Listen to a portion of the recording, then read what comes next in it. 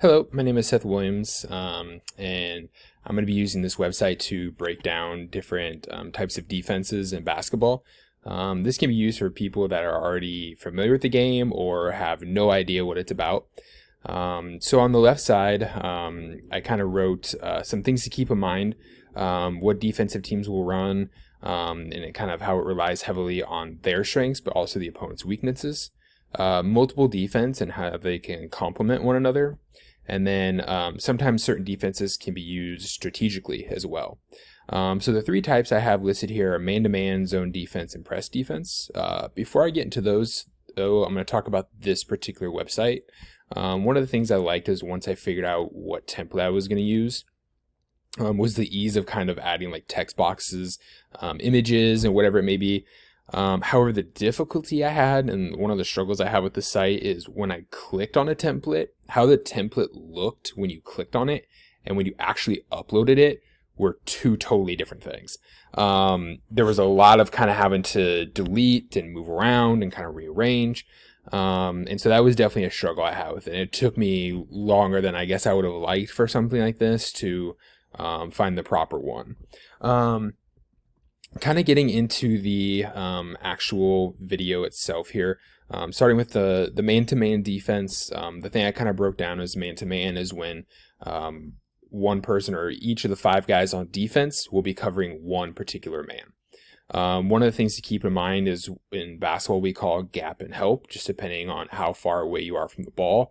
That depends where you're going to be in conjunction with your man on the defensive side. Man-to-man is typically run against teams who shoot the ball well. Typically, you don't want to lose a guy that is a good shooter, so being in a man-to-man will help you not lose who those shooters may be. Whereas something like a zone defense, such as a 2-3, is designed to cover a certain area. This can be effectively ran trying to set up traps, for example, when two guys kind of trap a guy in a corner or trap him and make him step out of bounds or force a turnover. Zones are typically run against teams who do not shoot the ball particularly well. The idea is to kind of allow them to have some space to shoot, but not necessarily drive the ball in the lane. Now, the biggest thing about a zone defense is there has got to be a massive amount of communication because everybody kind of needs to know how they're rotating to different spots. A press defense, such as a 1-2-2, typically applies full court pressure. It's when the defense is trying to cause a turnover or kind of ramp up a team to play at a pace that they're not normally used to playing at. Those can actually work really well with strategically coming out of a timeout or halftime if you've been kind of running a man-to-man defense or something like that, and you switch up to a zone. That is something that can definitely help a lot.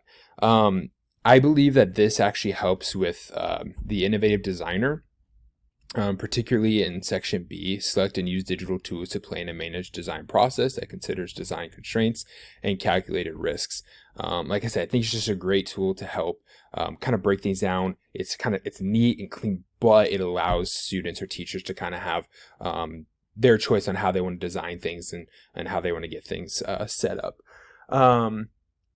Like I said, I think the objective for this was just to kind of explain the certain kinds of basketball defenses, and I think it did a great job of allowing me to kind of break down, type everything out. I didn't feel very constrained at all. It let me have like little subsections on the left side, and overall it was just a very easy experience that I had.